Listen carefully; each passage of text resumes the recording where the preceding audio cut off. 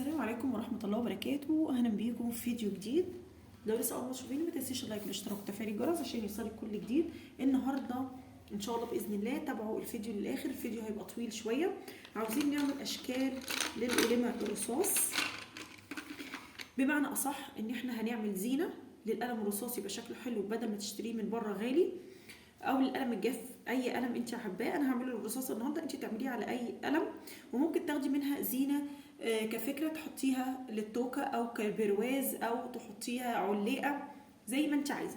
انا هعمل النهارده الفكره للقلم الرصاص، وانت تقدري ان انت تعملي اللي انت حباه براحتك. طيب دي تاني حاجه. الحاجه التانيه ان احنا ممكن نستخدم بواقي الفوم، بواقي الكوخ، بواقي الورق. هنستخدم كل البواقي عندنا ونقدر نعمل منها اشكال حلوه قوي. انا دلوقتي هطلع لكم قلم رصاص كده اهو، نشوف مثلا القلم رصاص باستيكه او من غير استيكه. معظم الاستيكات دلوقتي مش حلوه. طيب هنشوف دلوقتي القلمه دي وبعد كده نطلع ونكمل الباقي. انا عندي مثلا القلمه اهي، القلم الرصاص. محتاجه قلم اللي بيتكتب على الورق، محتاجه شكل مثلا النجمه، محتاجه كور بونبون زي كده. هنعمل الفوم، اي بواقي فوم عندنا. يعني انا مثلا هجيب القطعه دي وليكن قطعه زي كده احنا عاوزينها تبقى ساده بالشكل ده، وهاجي طبعا عايزين مقص. خلي بالنا كويس قوي ان احنا عايزين مقص كده.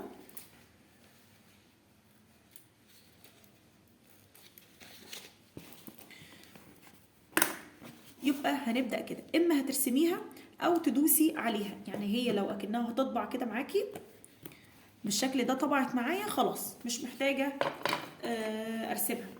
هي مش هتبان معاكم اهي، لا بانت اهي. انا بالنسبه لي باينه في الكاميرا اهي. طيب هعمل ايه؟ هقصها. محتاجه زي ما انا قلت لكم مقص. طبعا المقصات الصغيره اللي هي بتاعه الاطفال دي حلوه قوي برده للفوم وللورق، لان بتعمل معاكي الاجزاء الصغيره كويس. طيب طبعا احنا هنظبطها، واي قصاقيس هنستخدمها برضو ان شاء الله النهارده كده اهي. اطلع كده وبعد كده اظبطها براحتي. ماشي، انا خدت الجزء اللي انا عايزاه واظبطه بقى ايه زي ما انا عايزه بالشكل ده كده اهو. اقصها طبعا.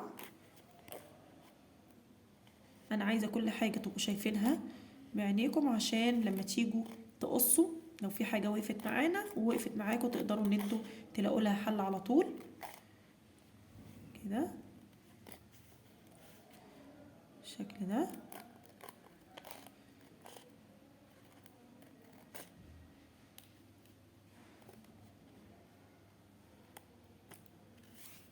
وادي بقت معانا النجم بالشكل ده.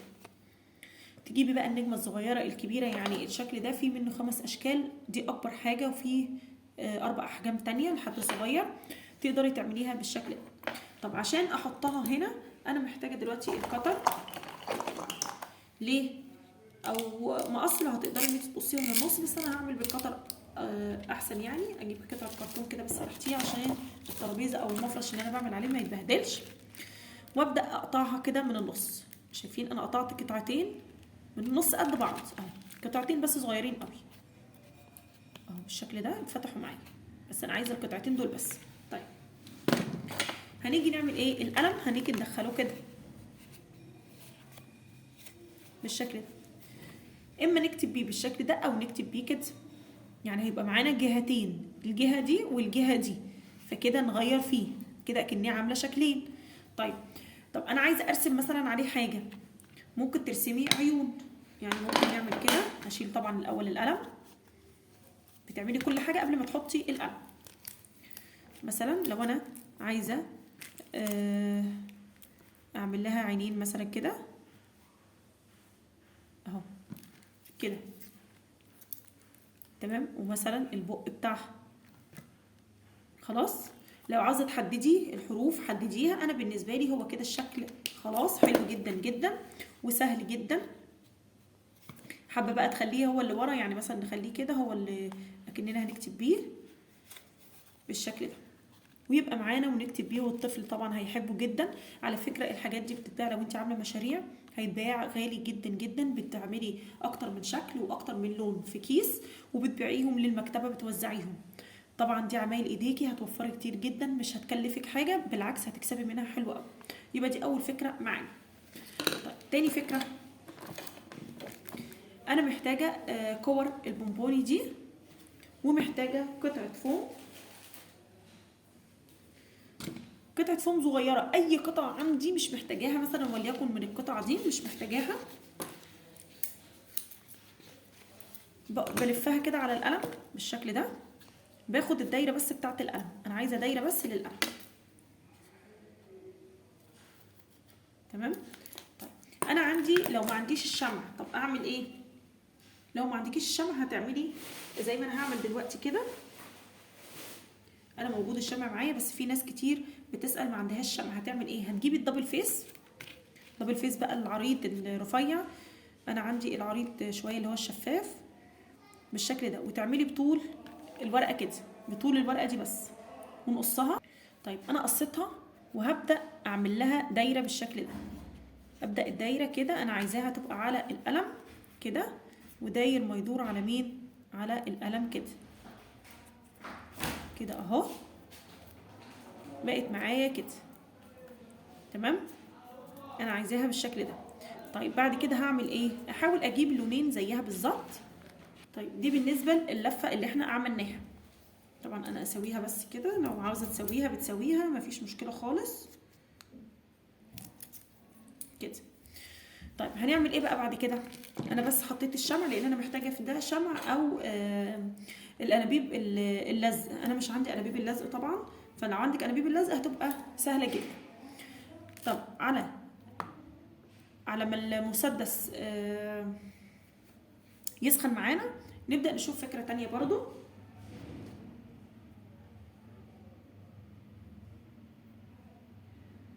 طيب نرسم مثلا، هنجيب طبعا قلم رصاص اساسي معاكي، وانتي قاعده بيبقى معاكي القلم الرصاص عشان تقدري ان انتي تشتغلي بيه. نجيب بقى قطعه فوم ونبدا نرسم عليها دواير بالشكل ده. انا عايزه مثلا دايره كبيره دي كده، هنا بالشكل ده كده اهو. تمام، وعاوزه بعد كده دايرتين صغننين خالص اللي هم هيبقوا الراس بتاعه الكيتي مثلا، او على حسب الشكل اللي انت عايزاه كده اهو، هنا بالشكل اهو، بقت معايا كده. طب هعمل فيها ايه؟ انا هقصها برضو. بتاخدي القطعه على قد ما انت هتقصيها عشان تبقى سهله معاكي في القص، وتشيلي الباقي. طب نشيل بقى كده الحاجات دي الاول اهو بالشكل ده. تبداي تقصي، وقلنا اي بواقي احنا عايزينها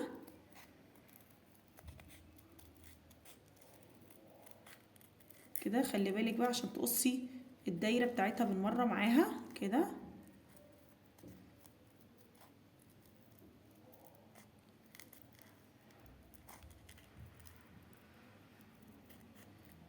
كده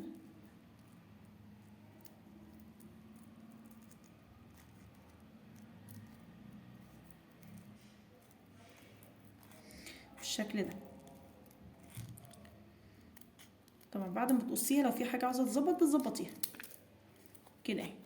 بصوا بقى طلعت معانا حلوه ازاي، تحفه. طب هنعمل ايه؟ بنرسم عليها طبعا بالقلم. لو انت عاوزه ترسمي لها اي حاجه، عاوزه تعملي عليها فيونكه، انت عاوزه تحطي لها فيونكه باعواد السلك او بالفوم تاني، تمام. مش عايزه، ممكن انت ترسمي لها الفيونكه هنا عندها كده بالسن الرفيع، الجهه الرفيعه كده كده اهو كده بالشكل ده. وممكن تعملي لها كده كده اكنها ايه، نايمه، تحطي لها نقطه اهي بالشكل ده. ممكن تخليها كده، بقت شكلها حلو قوي قوي. وممكن تطرزي او تعملي الحروف بتاعتها بالاسود كده، شوف كده تبقى حلوه معانا كده اهو. على فكره بتفرق جامد جدا، اي تفصيله بتحطيها بتفرق معاكي. طبعا نهتم طبعا بالتفاصيل اكتر لو انتي الحاجات دي هتعمليها مشروع. اهو كده بالشكل ده. بصوا بقت حلوه ازاي. ممكن نحط لها نقطه كده هنا، نقطه بس، بقت معايا كده شكلها حلو قوي كيوت. وكمان الفوم اللامع ده حلو قوي. طب انا عندي حلين، انا عندي ده بيلزق، فبالتالي ممكن ان انا ايه اشيلها كده واحطها في القلم الرصاص عادي جدا كده اهو ماشي، وارجع الورقه تاني، الورقه ترجع في الايه في الحجم بقى بتاعها الصغير كده بالشكل ده. وادي بقت معانا شكلها حلو قوي جميله. وممكن تعملي لها دايره زي ما احنا عملنا هنا وتحطيها عليها، يعني ممكن كنا حطيناها كده على الدايره على طول. فاهمه قصدي ازاي؟ يعني في عندك طريقتين. طيب بالنسبه بقى الشمع سخن معانا خلاص، احنا عاوزين نحط كور البونبوني دي. عاوزين مثلا لون يليق معاها، نعمل لون مثلا اخضر كده، بيبقى الكور بالشكل ده. انا عاوزه الكور الصغيره مش الكبيره. وابدا احط كده.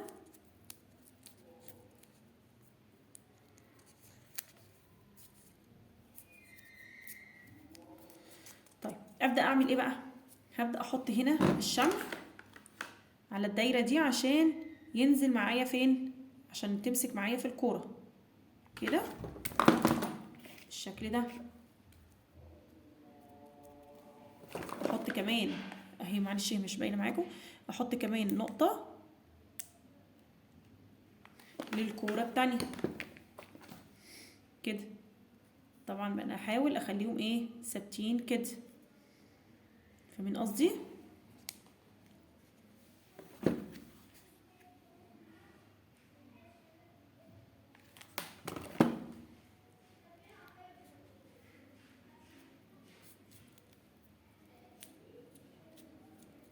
اهي بقت معانا بالشكل ده. ممكن برضو ترسمي لها او تحط لها عيون بقى، يعني انا ممكن اعمل لها عين سودا كبيره قوي كده، احط لها الحاجب بتاعها كده، تبقى بالشكل ده معاكم. فاهمين قصدي ازاي؟ يعني انتوا بتطلعوا افكار كتيره قوي منها. يبقى ادي فكره، وادي فكره، وادي فكره. طيب نعمل فكره تانية ازاي؟ نجيب كده، نقفل بس العلب معانا كده عشان نشيلها. ادي كده فكره تاني. نجيب فكره مثلا من اعواد السلك. انا عندي عود السلك وليكن ده، انا عندي دي اسمها اعواد السلك او اسمها بكيون حاجه زي كده. طيب هتبداي تعملي فيها ايه؟ بناخدها وبتبداي تدوريها على القلم كده، وليكن القلم اهو اللي احنا بنشتغل بيهم اهو كده. هتبداي كده تاخديه داير ما يدور، داير ما يدور كده، تمام كده، وترفعيه لفوق بقى. ده طبعا مش عاوز شمع ولا اي حاجه، ده سهل قوي ان انت تطلعيه وتحطيه تاني، مفيش مشكله خالص، وتشيلي من قلم لقلم. في اشكال كده بتتعمل سهله قوي ان انت تعمليها من قلم لقلم. طيب عندي كده اهو كده. طيب انا هعملها زي القلب بالشكل ده. ندورها الاول داير ما يدور كده، مش عشان تمسك بس في بعضها. وبعد كده بالشكل ده هعملها بقى زي القلب. ازاي؟ اجي احط في النص دي وانزلها شويه، انزلها شويه كده اهو. بصوا الجنبين بداوا ينزلوا معايا كده، خلي بالك عشان هي بتتشكل زي ما انت عايزه اهو كده. نرفع كده ونرفع دي كده كده اهو. انا عايزه بس اظبط دي تبقى زي التانيه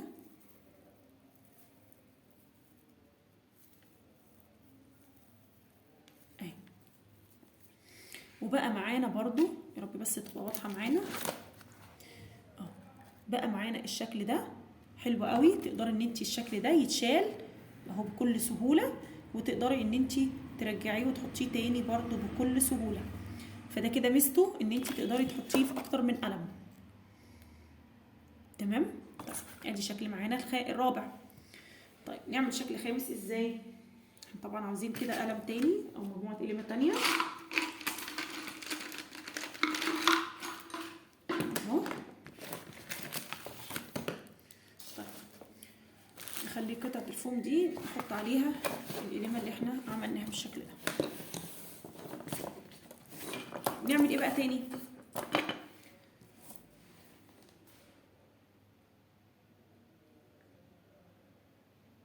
ممكن خلاص عملنا الكتيب، ممكن نجيب اوريكم كده حاجه تانية. عارفين الفوم ده؟ الفوم ده ده جزء منه طبعا، ده بيتباع كيس كبير قوي رخيص جدا، تقدري ان انت تستخدميه. الفوم اللي هو بيتحط في الهدايا، الفوم اللي بيتحط اللي هو الهش ده في الهدايا. نعمل منه ازاي دلوقتي؟ هنجيب زي كوره كده مثلا، كوره البونبوني مثلا دي، ناخد منها كوره كده او خليها بيضه، خليها بيضه عشان اللون اللي نحطه عليه ما يظهرش اي حاجه. طب ومعانا مسدس الشمع،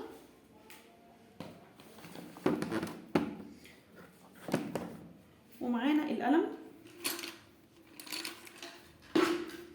انا عندي القلم بقى اهو ما فيهوش استيكه، فانا هحط عليه على طول كره البونبوني دي، انا هحط على طول الكوره دي، او تحطي برضو فوم وتحطي عليها كره البونبوني. طب نجرب كده قطعه فوم الاول.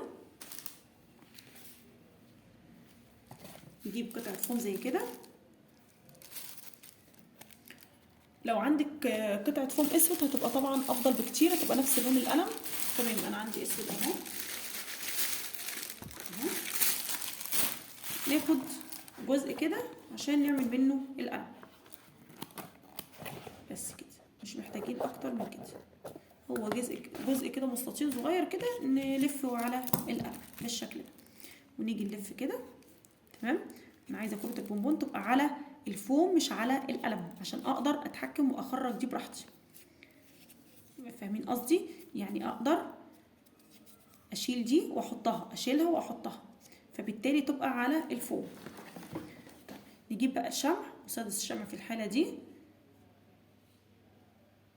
كده، ونلزقها بالشكل ده. طبعا قبل ما الشمع يمسك احنا عاوزين نلزقها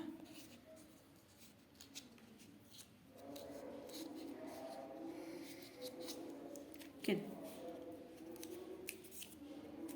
بالشكل ده كده. تمام. نبدأ ان احنا نمسكها شوية بس عشان ما تفكش معانا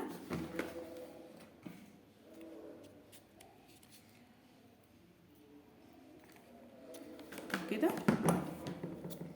اي حاجة في الشمع بيتشال على طول اهو كده اهي كده، ان انا اقدر اشيل دي واحطها. اي قطعة بقى تقدري ان انت تعمليها كده عشان تقدري تشيلي وتحطي على القلم على طول. ماشي. طيب نبدأ بقى نحط الشمع هنا ونحط عليه كرة البونبون كده بالشكل ده. مش عارفه هي مش واضحه معاكم.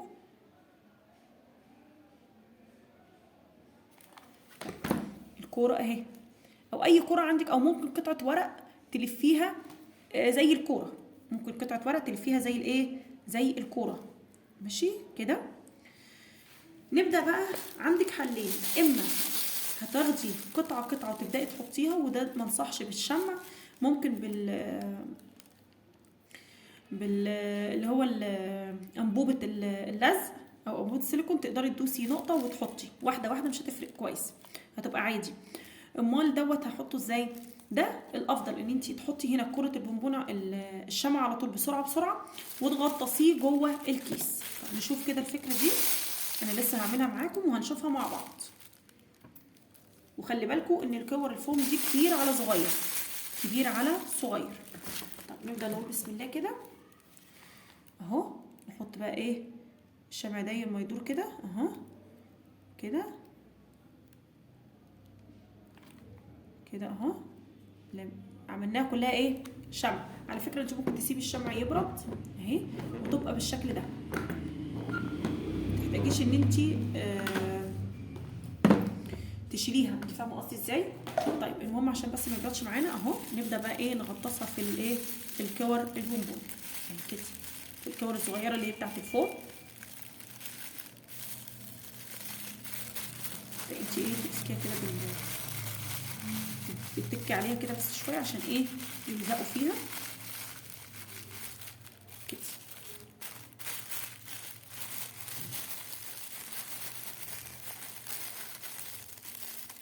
بالشكل ده.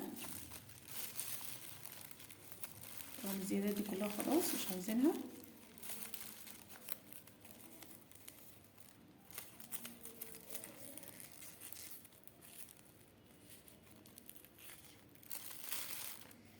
كده شفتوا بقت معايا عامله ازاي اهي. كل ما تثبت طبعا كل ما تبقى احلى بكتير قوي بالشكل ده. رب بس الحاجه تبقى واضحه معاكم.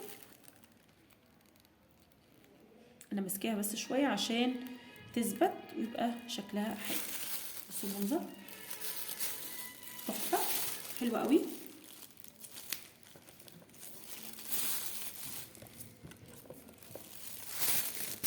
نشيل بقى كور البونبوني دي او كور الفول ونستعملها في حاجات تانية ان شاء الله. اتمنى الفكره دي طبعا تكون عجبتكم. الفكره دي حلوه قوي قوي، شكلها حلو جدا. تقدري بقى ان دي تقدري احنا سايبينها نقدر ان احنا نتحكم فيها، يعني نشيلها مثلا من قلم رصاص نحطها في قلم رصاص تاني. فاهمه قصدي ازاي؟ نشيلها من قلم رصاص اصلا ونحطها في قلم جاف، يعني الحجم بتاعها يجي يدخل مثلا في قلم جاف. طيب ممكن نعملها ايه تاني؟ ممكن نخليها كزينه. بس انا دلوقتي انا بقول لكم على افكار الاقلمه اللي احنا هنعملها. يبقى ادي فكره، ادي الفكره الثانيه، وادي فكره كمان، وادي فكره، وادي فكره. هنحطهم بقى كده عشان نكمل بقيه افكارنا مع بعض بالشكل ده. طيب نجيب ايه تاني؟ ممكن نعمل بالفوم شكل تاني برضو اللي هو زي ايه. هقول لكم انا عايزه مثلا بلاش اسود، احنا عاوزين لون تاني. بلاش احمر، خدنا احمر كتير.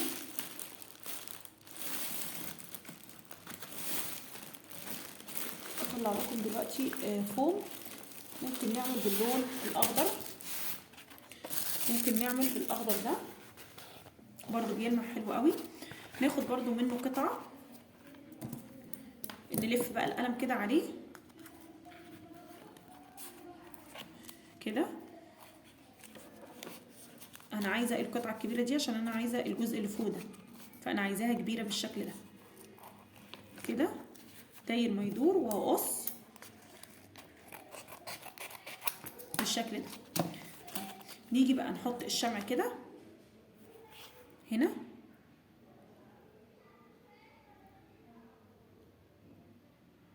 كده، ونحط القلم كده بالشكل ده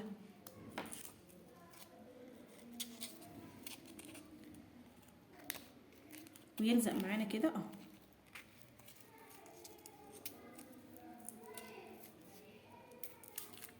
كده. انا طبعا الجزء اللي فوق ده انا مش عايزاه يلزق، انا عايزه الجزء اللي تحت ده بس كده. انا عايزه الجزء ده بس ماشي. طيب بعد ما لازق معانا كويس كده عشان نتاكد بس ان هو ماسك معانا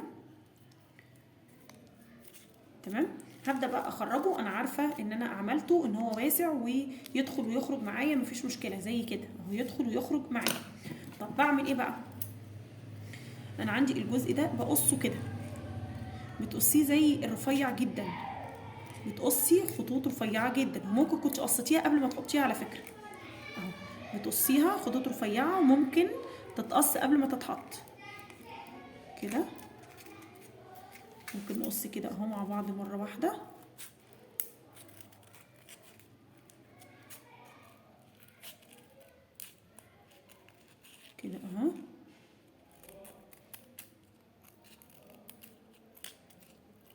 المقص الرفيع ده سهل جدا معاكي على فكرة.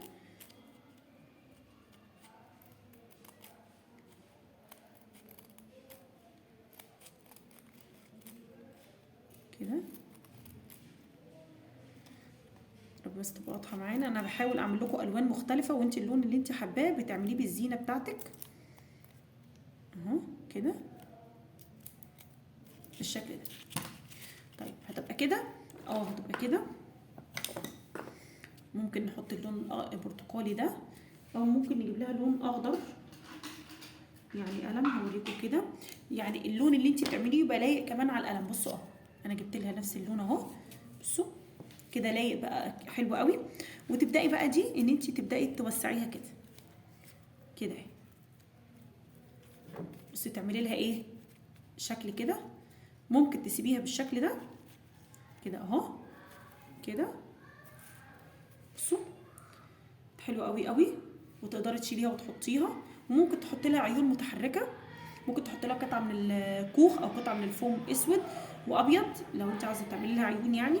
انا حابه دي اعملها من غير عين زي عايزاها ساده. احنا عملنا كذا واحده بالعين، فاحنا عاوزين دي بقى شكلها يبقى كده. او ممكن تخلي الشراشيب بتاعتها لفوق، بس انا حباها ان هي كده على فكره شكلها حلو قوي.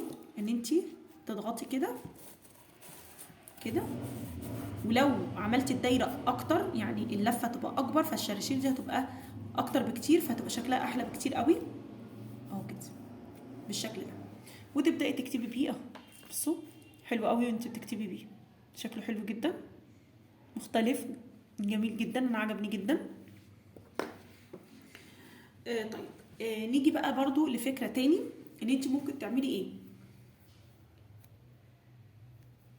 ممكن تعملي نجمتين، نجمه كبيره ونجمه صغيره، او ممكن تعملي باعواد السلك برضو. ممكن تعملي زي ورده. ممكن نعملها ازاي؟ هجيب لكم كده لون. احنا مثلا عندنا اللون البرتقالي ده، نشوف لها لون برتقالي زيه. طيب مثلا لون احمر عشان يدينا شكل حلو. طيب اهو عود سلك اللي هو الاحمر ده. طب نعمل لها ورده ازاي؟ اهو كده بتلفيها الاول كده. انا عايزاها وردات ماشي، فانا هقص دي 2.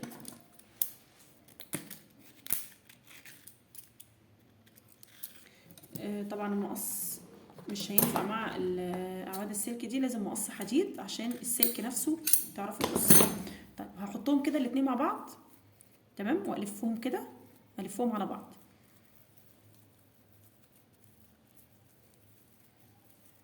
كده بالشكل ده. بقوا عندي 4 قطع، ابدا الفها بقى.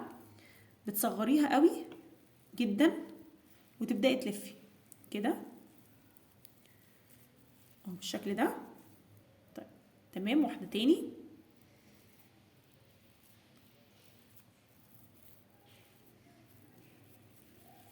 كده اهو، كمان واحده. انا ممكن اسيبها كده على فكره، بس انا عايزاها ورده مدوره،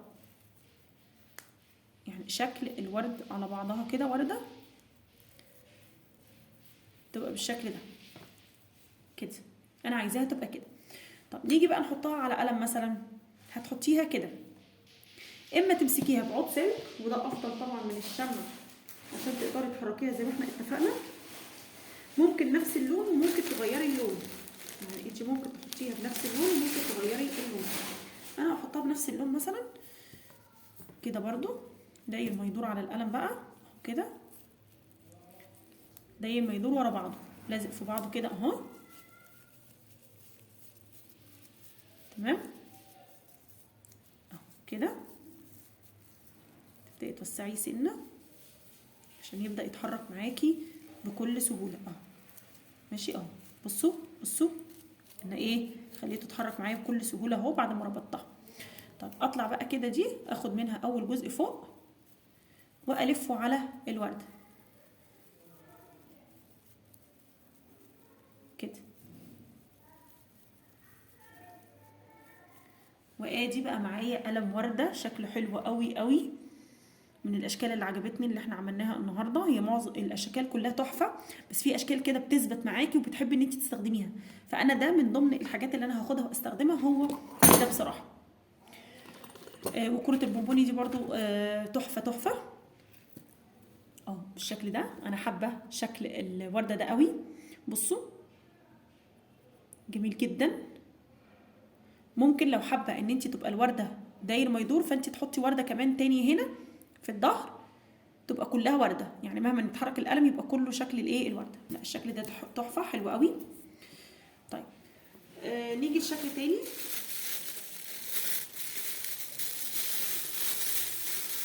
برضو ممكن نعمله بالايه، نعمله بالفوم، باي قصاقيس بقى عندك، اي بواقي فوم عندك تقدري ان انت تعملي بيها. يعني مثلا انا عندي دي كده، دي كده ماشي، دي بواقي فوم اهي، وممكن اخد قطعه مثلا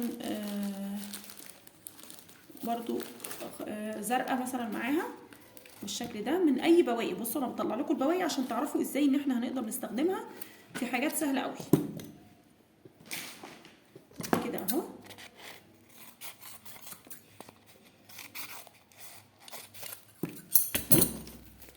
فبالتالي اي بواقي ما بنرميهاش.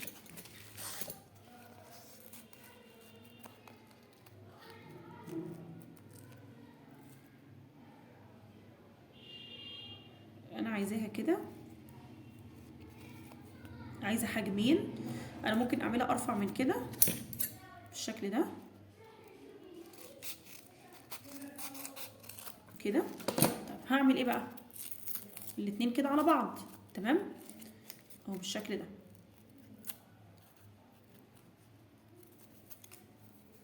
هلف داير ما يدور، انا هلفها انا المفروض عاوزاها العكس، يبقى انا احط دي كده اهو، نشيل اللزق بتاعنا ونحطها كده عليها ونلزقها. لو مفيش اللزق تعمليها بالمسدس الشمع. طيب انا هعمل ايه بقى؟ هلف كده داير ما يدور صغنن كده بالشكل ده. عشان كده حطينا اللونين، ان اللون في النص معانا بيظهر كده اهو. بصوا اللون اللبني او البامبا بيظهر معانا بالشكل ده تمام. دي ممكن تاخديها كده على القلم على طول، تحطيها كده تمام. ممكن تحطيها كده على طول، وممكن تعملي لها فيونكه صغيره من الجنبين. انت ممكن تعملي زي ما انا قلت لك، تعملي لها فيونكتين كده من الجنب، او تحطيها كده على القلم. طب هنحطها على القلم ازاي؟ في اكتر من طريقه. انت ممكن تمسكيها كده او من فوق كده او كده. انا حابه ان هي تبقى كده، تبقى شكلها حلو قوي مختلفه تماما عندنا. وممكن تحطيها منها فيها على طول على القلم. يعني انا مثلا اعمل كده، ممكن بقى دي نحتاج لها طالما هي على القلم على طول، نعمل بالدبل فيس على طول. كان قدامي هنا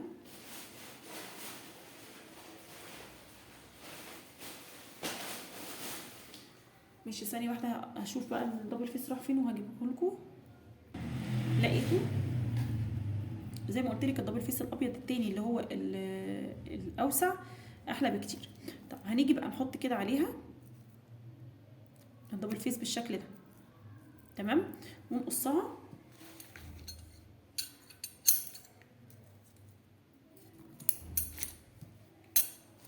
ونبدا ان احنا نخرج الورقه بتاعه الدبل فيس كده.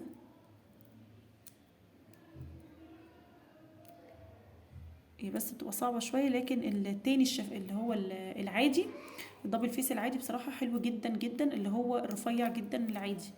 طيب انا كده عملتها اهو، نبدا بقى نحطها كده تمام بالشكل ده. وبقى برضو معانا قلم سهل جدا بطريقه سهله جدا، ما خدش مننا اي حاجه، ومن بواقي فوم، ونبدا ان احنا نكتب بيه بالطريقه دي. اتمنى طبعا الافكار دي كلها ان شاء الله تكون عجبتكم. طيب ممكن فكره ايه تاني؟ انت ممكن فكره ان انت تحطي على الفوم نفسه او على القلم نفسه. هوريكم كده شويه اشكال موجوده معايا.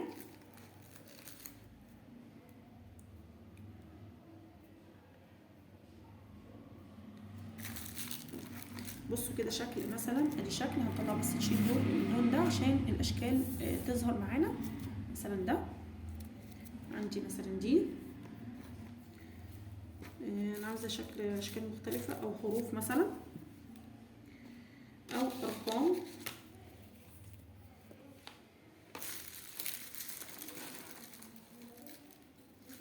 في عندي الصقر مثلا، السمكه، اي شكل بقى معاكي. وكان في فراشات برضو، بس ايه الفراشه تقريبا خلصت. هو كان بيبقى اشكال كتيره جدا جدا.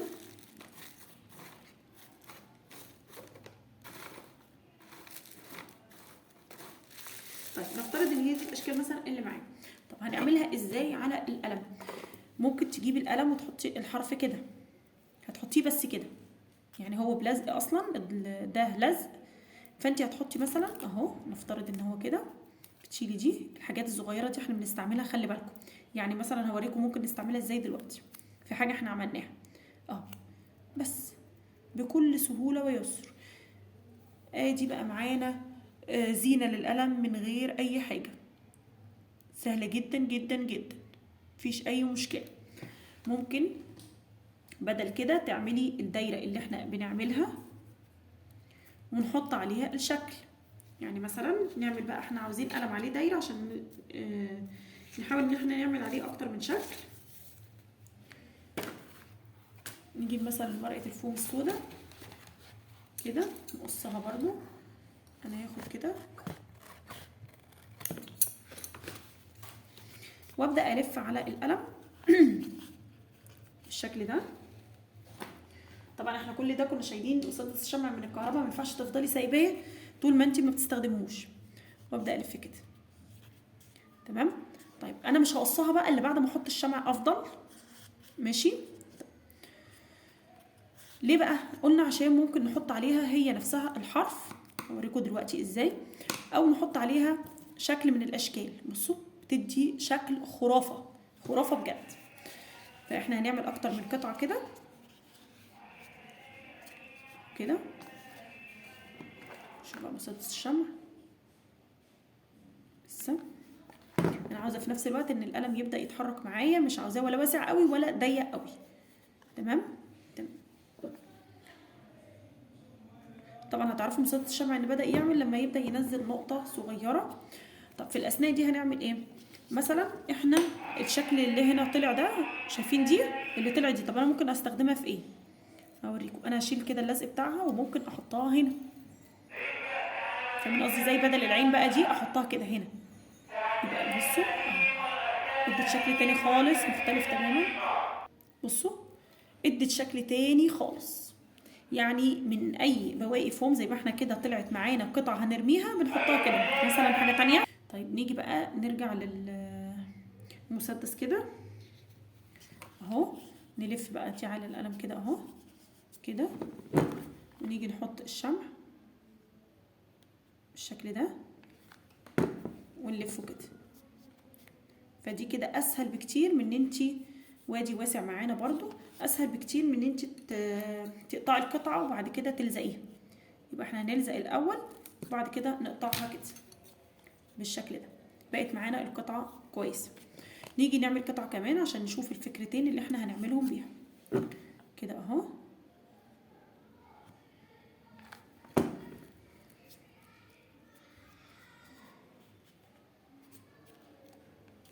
بالشكل ده كده اهو. برضو تطلع تتحرك معانا، لازم تحرك القلم عشان ما يبقاش فيه شمع مسك فيه ولا حاجه اهي. طب نحط لها كمان قطعه شمع كده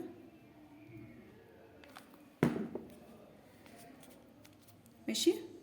طيب نقصها برضو اهي بالشكل ده. طبعا لو في اي حاجه زي ما كده لزقت على القلم بتقدري ان انت تشيليها وتنضفي القلم بتاعك قبل ما تعملي عليه اي حاجه. طيب ادي كده قطعه نظبطها طبعا من فوق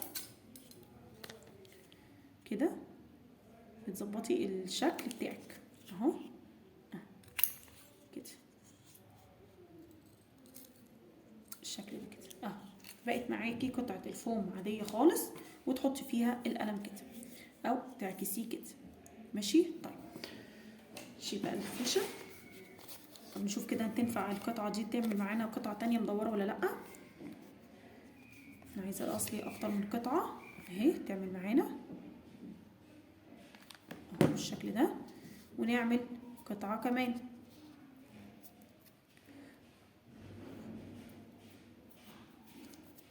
كده. وخلي بالك طبعا من الشمع عشان ايديكي، خلي بالك كويس جدا. احنا هنظبطها بعد ما نقفلها تمام زي ما احنا متفقين، عشان كده بنعمل قطعه زياده او بنزود الحجم بتاعها شويه عشان نظبطها. طيب انا كده اهو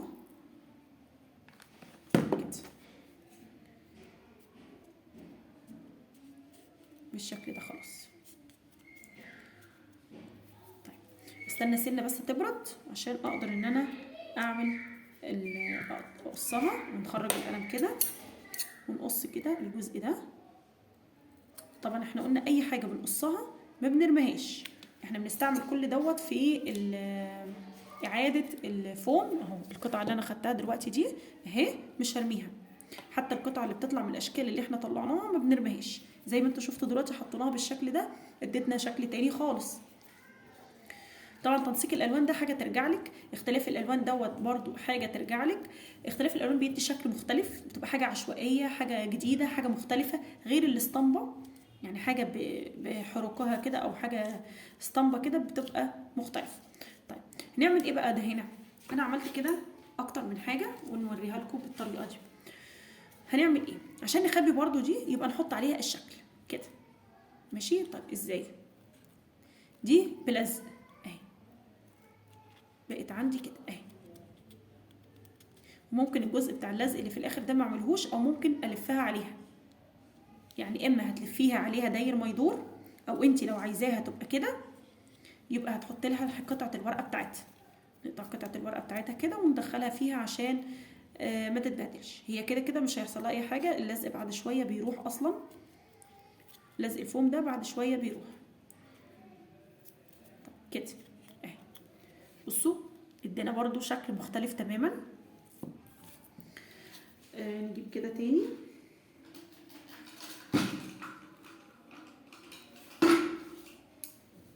مثلا، نحط دي كده ونحط معاها ايه؟ حرف مثلا. يبقى نختار مثلا كل طفل لو هيختار الحروف دي اما انت بتقصيها او انت بتشتريها كده جاهزه كده. بقت معانا بالشكل ده. تقدري بقى ان انت تطلعي دي او تنزليها كده، وادي شكل معانا كده اهو. طيب طبعا انا كنت عاملاها واسعه شويه عشان كنت عاوزه اعملها في حاجه تانية. طيب دي كده لو انت حابه بقى تغيري الجزء اللي هنا، يعني مثلا ده مع الاسود عادي، يعني ده مع الاسود بصوا عادي جدا. لو انت معاكي استيكه او حاجه وعاوزه تغيري دي، حطي عليها قطعه فوم دايره صغننه كده. طيب دي مثلا نحط لها ايه؟ نحط لها مثلا الارنوب ده يبقى كده بقى، فاهمين قصدي ازاي؟ مش هيبقى بالشكل ده، احنا مش عايزينه كده، انا عايزاه يبقى كده او كده اهو كده. طبعا ده شكل جديد وحاجه جديده محدش عملها قبل كده، ان انت تحطي اشكال حيوانات او طيور او نجوم مقصوصه صغيره على الفوم بالطريقه دي. او زي ما احنا قلنا نحط دي وتشيليها وتحطيها في اي قلم براحتك، بقت قطعه معاكي لاي قلم اي وقت عاوزه تخرجي بالشكل ده. طيب او تحطي الرقم على طول على القلم مباشره، مفيش مشكله خالص. تمام. طيب في عندنا زي ما احنا قلنا شكل الارنب بقى، السمكه او الفومه الصغيره دي. طيب ممكن الفومه نحطها ممكن هنا، بس انا مش عاوزه اغير دي، انا عايزه الشكل ده اصلا، فانا مش هستعملها هنا. طيب ممكن تحطيها على قلم لوحده. طب نشوف كده لو هو هتبقى على قلم لوحده عامله ازاي اهي بالشكل ده. بقت كده على القلم لوحده، ده شكل صغنن خالص مفيهوش اي مشكله، في ثانيه اتعمل معانا برضو. يعني ممكن برضو اكن الجزء ده لسه ما اتعملش اهو، ويبدا نحطي النجمه كده، ادت شكل تاني مختلف تماما مع اللون الاسود كمان. اللون الاسود بيليق معاه كل الاشكال وكل الالوان اللي احنا بنعملها اهو. نبدا بقى نشيل وننظف الفوم اللي بيتقطع معانا ده. اي بواقي فوم زي كده احنا بنشيلها ونحطها فين عندنا زي ما احنا متفقين، قطعه كده او علبه بنشيل فيها الفوم الصغير عشان بنستخدمه بعد كده. طيب ده كده خلاص، نشيل بقى الفوم عشان نشوف الاشكال اللي احنا عملناها النهارده. لو عندكم افكار تانية تقدروا ان انتوا تتواصلوا معانا وتقولوها لنا. في على فكرة عندي برضو استيكرات زي كده بتتباع اصلا، ممكن برضو تحطيها على القلم. يعني انا مثلا اشيل واحدة مثلا الارنوب ده، نخلي كده الشكل كده لوحده بالطريقة دي، يا رب تبقى واضحة. ودي ممكن تحطيها كده تلفي بقى بيها ايه، تغلفي بيها القلم، بس مش هتبقى قوي. يعني انت لو عملتيها كده مثلا هتبوظ معاكي، فانت لو عملتيها كده افضل. يعني تحطيها بقى على قطعة فوم زي كده وتبقى بالشكل ده كده. فاهمة قصدي ازاي؟ بقت صورة معاكم. طب اوريها لكم ازاي. نشيل مثلا نشيل الارنب مثلا ده، وهوريكم دي هتتعمل ازاي.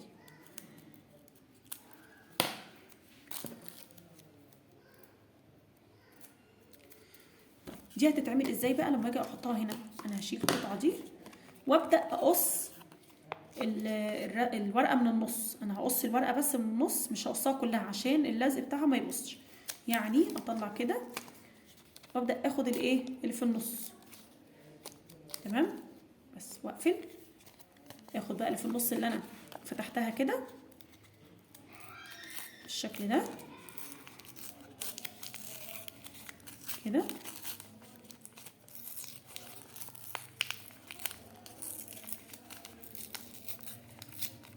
اهو كده خلاص. وابدا احط عليها دي، او ممكن تحطيها بنقطه شمع صغننه لو انت حاسه ان هي مش هتلزق. عفوا، بالشكل ده كده اهو. ونحط القلم، وتعالي بقى اكتبي باحلى قلم معاكي. بصوا بقى الجمال، بصوا تحفه ازاي. طبعا على حسب الشكل او الستيكر اللي موجود معاكي بتقدري تعمليه. ده الستيكر اللي موجود معايا، اي ستيكر بقى تقدري ان انت تعملي بالشكل ده كده. بصوا حلوه جدا جدا، ودي فكره جديده جدا محدش عملها قبل كده. بس اهم حاجه حاولي تحطيها على دي، بلاش القلم، او لو هتحطيها على القلم مباشره يبقى بالشمع. بس انا بتكلم ليه من دي، ان انت تقدري ان انت تشيليها وتحطيها في اي قلم تاني. يعني مثلا كده اهو، زي دي كده مثلا، شلناها كده اهو، واحط دي اهو، يبقى استخدمت قلم تاني. انت فاهمه قصدي؟ تحطيه على قلم جاف زي ما انت عايزه. نرجع بقى كل حاجتنا زي ما كانت كده. دي فكره حلوه قوي، دي محدش عملها قبل كده برضو. حصري معانا اهو ان شاء الله. طيب نيجي بقى نشوف الافكار اللي احنا عملناها مع بعض، ونقول استخدمنا ايه، عشان اللي حابب او لسه شايف الفيديو من نصه يبدا بقى يرجع لاوله، ويبدا يحضر معانا الحاجات دي، ويعمل معانا الخطوات والحاجات اللي احنا عملناها. طيب عملنا ايه بقى. احنا جبنا اول حاجه لازم يكون معاكي قلم رصاص، معاكي طبعا الحاجات اللي انت هتعملي بيها فوم، ومش شرط قطعه فوم سليمه، احنا بناخد البواقي او قصاقيس الفوم. تمام، بتاخدي قصاقيس الفوم، وتاخدي قصاقيس كوب، وتاخدي قصاقيس او اعواد السلك اللي عملناها. يبقى احنا استخدمنا مع بعض الشمع، مسدس الشمع، استخدمنا المقص، استخدمنا دبل فيس، واستخدمنا المسطره او برجل او ده اي حاجه ترسمي بيها دواير. وطبعا اساسي معانا القلم الرصاص، واستخدمنا القلم الكتابه على الفوم، واستخدمنا القطر. تمام. طيب بعد ما حضرنا بقى الادوات بتاعتنا دي كلها، ماشي، عملنا ايه. احنا جبنا كمان اللي هو الكور البونبوني دي، حلو قوي. وجبنا كمان الفوم ده برضو، طبعا لازم احطه في كيس مش في علبه، لان لو في علبه هيطير، لو وقعت خلاص عليه العوض. فبالكيس انت بتقدري تتحكمي فيه وبتقفليه على طول. طيب الكور البونبوني دي برضو جبناها واستخدمناها، واستخدمنا فوم اشكال، لو عندك اشكال حروف الوان زي ما انت حابه. القلم الرصاص موجوده عندك، اي قلم رصاص لابنك او بنتك، اي قلم جاف، اي قلم بتستخدميه. ممكن الحاجات دي كمان تعمليها كديكور في مكان معين، ما في ناس هتبقى بتطلع من الموضوع ده افكار كتير قوي. طب اول حاجه عملناها ايه؟ عملنا النجمه الحلوه دي وسهله وبكل سهوله اهي، بتتشال بكل سهوله، ونحطها في اي قلم تاني بالشكل ده كده. جبنا شكل النجمه اللي هو ده وحطيناه على الفوم، لو ما رسمناش حواليه لان هو طبع شبه طبع معانا الرسمه، وقصيناها ما خدتش مننا اي وقت ولا اي مجهود خالص. وجبنا القطع، قطعنا قطعتين من النص كده من فوق عشان ندخل القلم بالشكل ده، وبدأنا نكتب بالقلم وشكله حلو جدا جدا وانتي بتكتبي بيه. ادي اول فكره، عملنا النجمه السهله السريعه دي وكتبنا بالقلم اللي احنا قلنا بنكتب بيه. مش حابه تكتبي مفيش مشكله، حابه ان انتي تحددي الحروف بالقلم برضو مفيش مشكله. عملنا تاني حاجه الكيتي الحلوه دي، بس هي نايمه دلوقتي فعملناها باللون ده. طبعا احنا قلنا بتلزق فعملناها باللزق وراها، او ممكن تجيبي 2 قطعتين وتخليهم بقى عشان لما تيجي تكتبي يبقى الناحيتين نفس اللون، فاهمه قصدي؟ او نفس الشكل ما يتغيرش معاكي. بقطعه فوم والمسطره عملنا الدايره، او خدنا مقاس الدايره اللي احنا عاوزينه والدايره الصغيره. طبعا المسطره دي حلاوتها ان هي مكتوب عليها، بس مشكلتها ان هي الكتابه بتاعتها بتروح، فانت لو حفظتي المقاسات خلاص. طيب دي تاني فكره اهي. طيب تالت فكره عملناها، بس بحب اعيد لكم كده سريع سريع عشان لو في حد حابب ان هو يحضر الحاجه زي ما احنا قلنا ويعملها. تاني فكره اللي هي جبنا قطعه فوم وبرده لفيناها على القلم، بس انا اعتقد ان لما الفوم يبقى ملفوف على القلم اللي هو اللون الاسود ده هيبقى احلى بكتير جدا. تقدري ان انت تحطي معاه اي لون مفيش مشكله، حتى لو القلم هو اسود او مش اسود، قطعه الفوم نفسها اللي ملفوفه على القلم لما تكون سودا تبقى افضل بكتير. طيب حطينا العين، احنا كنا رسمنا تحتيها عين، دلوقتي لما طلعت مننا قطعه فوم بقيت الرقم ده حطيناها هنا بقت تحفه. حطينا فوقيها كور البونبوني كده، وممكن تحطي عليها هي كمان العيون. ادي كمان فكره. عملنا دي جبنا 2 فوم برضو بالقصاقيس اللي معانا، بس قطعتين طوال شويه، قطعه اقصر من الثانيه او الاثنين قد بعض مفيش مشكله، ولفيناهم رول ورا بعض، بقت عامله زي الحلزوني كده او الدواير الملفوفه ورا بعض، شكلها حلو قوي قوي. جبناها برضو ولزقناها بدبل فيس هنا على القلم بالشكل ده كده اهو، ماشي. عملنا كمان جبنا قطعه الفوم دي برضو نقدر نشيلها، عشان احنا قلنا لما نيجي نحط الحاجه نقدر نشيلها براحتنا. جبنا قطعه الفوم ولفيناها رول، وجبنا بقى الكورد بونبوني كده صغيره وحطيناها، او ورقه، ممكن تلفي ورقه كده زي الدايره او منديل تعمليه زي كوره وتحطي عليه، تلزقيه بالشمع هنا الاول، بعد كده تحطي عليه الشمع وتغطسيه بقى القلم او تحطيه جوه الفوم نفسه. بصوا بقى معانا مسك قوي، مسك كويس جدا جدا بالشكل ده، بقت الشكل ده معانا ونقدر نكتب بيه كده، ماشي اهو انا كأني بكتب اهو. طيب ده كده احنا عملنا كام شكل؟ ادي 1 2 3 وادي الرابع، ادي الخامس. طيب جبنا عود السلك، اعواد السلك او البركيون او اي لون بقى انت حباه، لون ساده لون ملون زي كده، يعني دي هي لونين في بعض اصلا، انا مش عارفه هي واضحه ولا لا، هي اصلا لونين في بعض، بصوا يعني مديه زي احمر في ازرق، حلو قوي. المهم لفيناها على القلم وجبنا الجزء منها من فوق اهو، بيتشال ويتحط عادي. جبنا الجزء منها من فوق وعملنا فيه شكل القلب، تقدري بقى تكتبي بيه برضو بكل سهوله، وشكله حلو قوي من الاشكال اللي عجبتني جامد جدا كده. طيب وادي عملنا واحده تانية برضو، جبنا رول احمر ولفيناه على القلم ولفيناه على الورده، بعد ما جبنا رول او عود سلك يعني من الورده، عود سلك، وقسمناه نصين ولفينا النصين على بعض، بقى عندي 4 اتجاهات، عملت 4 وردات او 4 دواير، بقى اداني شكل الورده كده. ولفيت الجزء اللي انا لفيته تحت ده لفيته على الورده، شكلها تحفه جدا جدا، تيجي تكتبي بالطريقه دي حلوه قوي قوي. جبنا كمان لفينا رول او لفينا قطعه فوم على القلم برضو هنا اهو. تقدري ان انت تقصيها بره او تقصيها بعد ما تعملي. الافضل على فكره ان انت تقصيها بره قبل ما تعملي. ولو اللفه بتاعتك الدايره بتاعتك اكبر هتلاقي الشراشيب دي اكبر بكتير وهتلاقيها شكلها حلو جدا جدا. هنا ممكن تحطي له عيون، بس انا حبيت الشكل كده حلو قوي بالطريقه دي. ده كده شكله بالنسبه لي افضل. انت حابه تزوقيه بطريقه تانية مفيش مشكله. كل ما الحاجه تبقى هاديه شويه بتبقى احلى بكتير. جبنا بقى ارقام او حروف او ايا كان عندك باللزق، هي منها هي منها بيلزق يعني، وبعد شويه ده هيروح اللزق منه ما تقلقيش. اهم حاجه اللي على القلم هو لازق. وجبت الرقم مثلا، لو الطفل مثلا بيحب الارقام تحطي له رقم، لو هو هيتعلم رقم ممكن تحطي له كل مره رقم على قلم جديد، هيبقى معاه هيفرق جامد جدا. طيب جبت بعد كده لفيت قطع من الاسود ده وحطيت معاه اكتر من حاجه. انا عملت هنا حرف البي مثلا، تمام. هنا عملت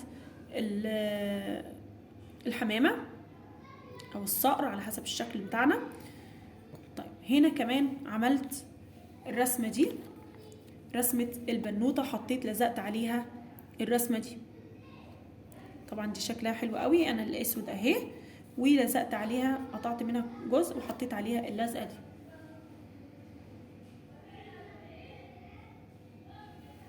نكتب كده بيها.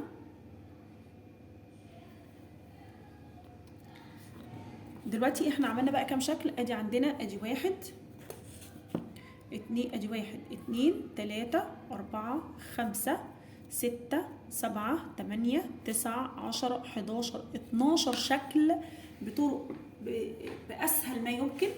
ما خدش معانا اي وقت على فكره، انا مطوله معاكم بس في الوقت عشان تعرفوا التفاصيل. انت معاكي في البيت هتعملي شكل او 2 أو 3، مش هياخد معاكي، مش هيكمل معاكي 5 دقايق لو حاجتك موجوده.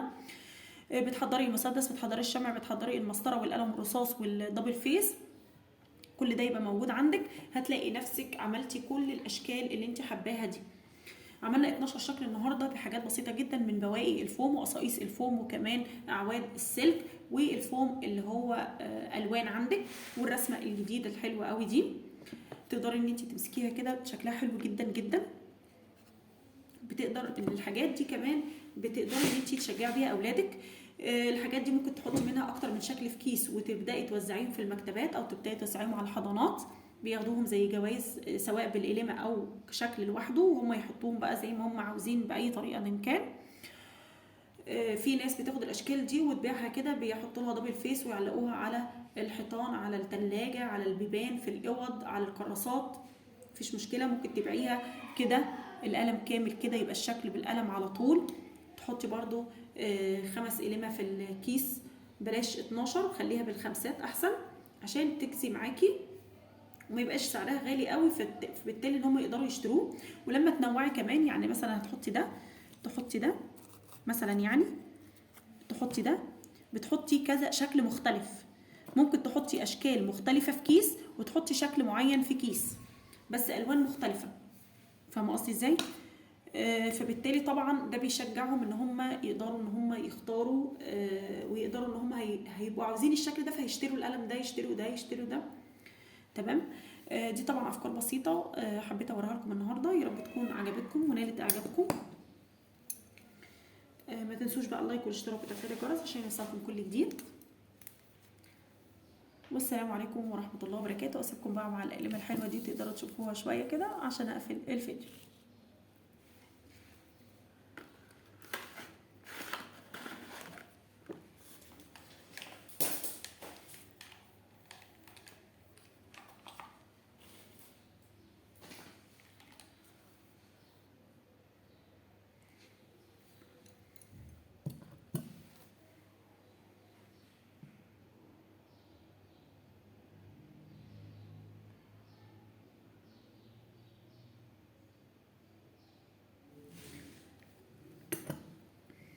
مع السلامه بقى، مع السلامه.